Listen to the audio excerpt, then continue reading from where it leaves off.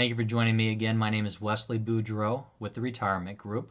Today we're going to talk about the Chevron pension rates and how they are used to calculate the lump sum for the pension plan. We'll talk about how they're changing from November to December 2021 and then again in January of 2022. Before I get started, I just want to remind everybody that the Retirement Group we're not affiliated with, nor are we employed by Chevron. However, we are an independent financial advisory firm that focuses on working with corporate employees and helping them transition into retirement.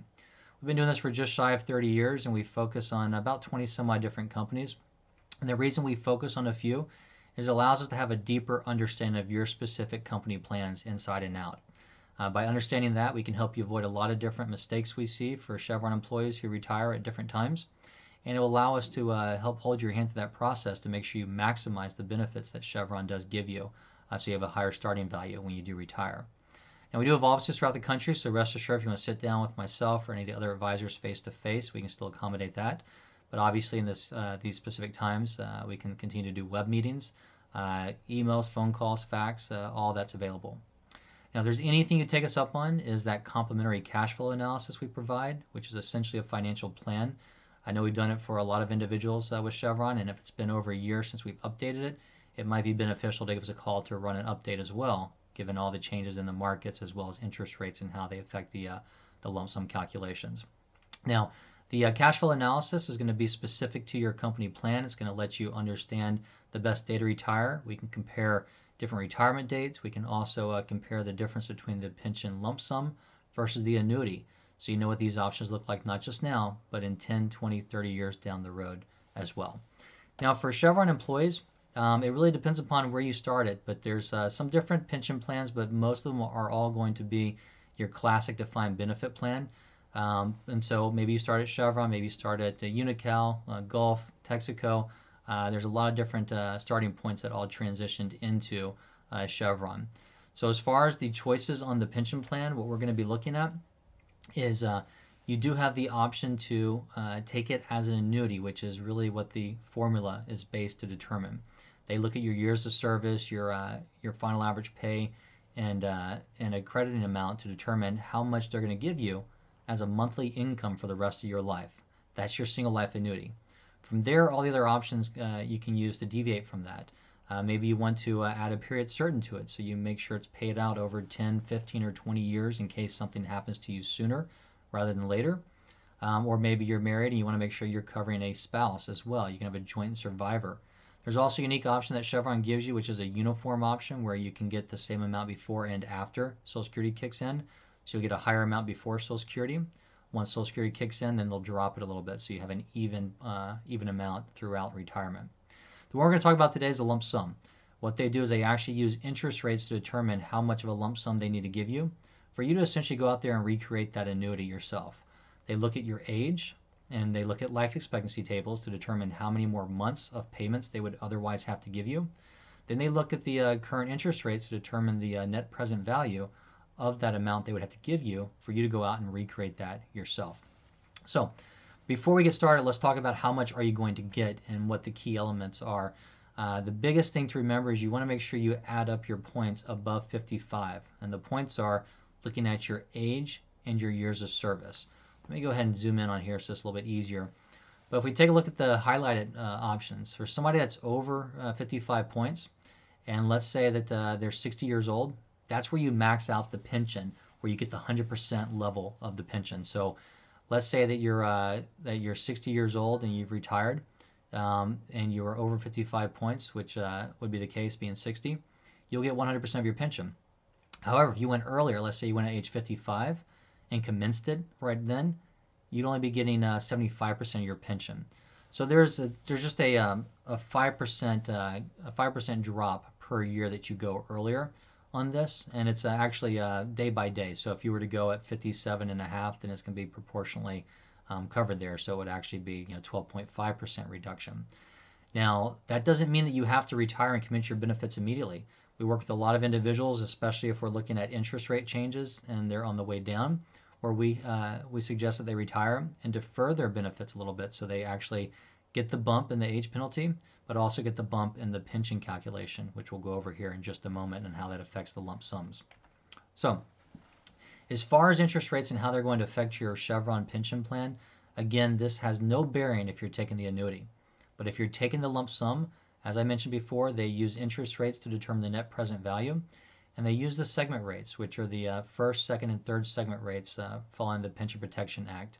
These are corporate bond yields. Now, interest rates, as they change, so will your lump sum. There's an inverse relation. So if interest rates go up, your lump sum will go down. If interest rates go down, your lump sum will go up, everything else held equal. And there's really kind of a simple rule of thumb. Usually about a 1% change in interest rates equates to about an 8 to 12% change in your lump sum, depending upon your age. So for a quick rule of thumb, just remember 1% equals 10%. So if we see interest rates go up by 1%, we could see your lump sum, everything else held equal, go down by 10%. So if you've run the calculations, you've got, let's say, $1 million lump sum, and interest rates go up by 1%, you could see that decline by about $100,000 or so. So if you were thinking about retiring in the next year, it may be very important to give us a call to at least keep an eye on these interest rates to see how they're moving. Because if you potentially, in that case I just gave you, if you could lose $100,000 that last year, you could be working for free or working for a reduced amount of pay if you were taking the lump sum. Let's go ahead and zoom into these rates and give you a better understanding of them. So if we look at the interest rates, the way that Chevron does it is they take the 4th, 5th, and 6th month average prior to determine what the actual rates are going to be used for that month. So we've got the interest rates updated through October, which is going to give us what the January blended rate is going to be. That's going to be 0.74%, 2.6% for the second segment, and 3.11% for the third segment. So again, the first segment correlates to the first 5 years of retirement, second segment correlates to years 6 through 20, and the third segment correlates to years 21 and beyond. So for most individuals, that second segment is going to have the highest weighting when you run these calculations. So if we look at that second segment and go down there, January 2022 is 2.6, December is 2.52, and November right now is 2.57. So if we look at those, and again, that relationship is the lower the interest rate, the higher the lump sum. December right now is the best month in this 3-month period to actually commence your benefits. Because the October rates went up quite a bit, we actually saw that spike, in which case we saw the move up in January. So if you're thinking about retiring at the end of the year versus the beginning of the year, without factoring in vacation pay and things like that, if we're just looking at the lump sum calculation, we're looking at that change from 2.52 to 2.6. So that means you could see roughly about a 1% change or so in your pension. Not a huge change, but again, if somebody's got $1 million pension, it could be $10,000 just by going a week or two later versus going at the end of this year. So if you're in this this ballpark and you have questions on it, give us a call. We'll be happy to go through it. We also got down there some other historical rates for reference. If you see in December 2020, that middle segment, that 2.26, that was kind of the bottom as far as the lowest rate we've ever seen. And then it's not the highest rate, but if we go back just a year, 2 years or so to March of 2019, you can see how high the rates actually were at 4.39%. So it is feasible to see those rates move that 1% or more within a specific year. So again, if you're close, it's very important to understand this. Now, at the end of the day, it's really a kind of a case-by-case situation to review your overall cash flow analysis to determine how these rates affect you and how it fits into your retirement decision. So just give us a call, and we'll be happy to do that, or we'll be happy to answer any questions you have on the accounts as well. Again, you can reach us at 1-800-900-5867 or info@theretirementgroup.com.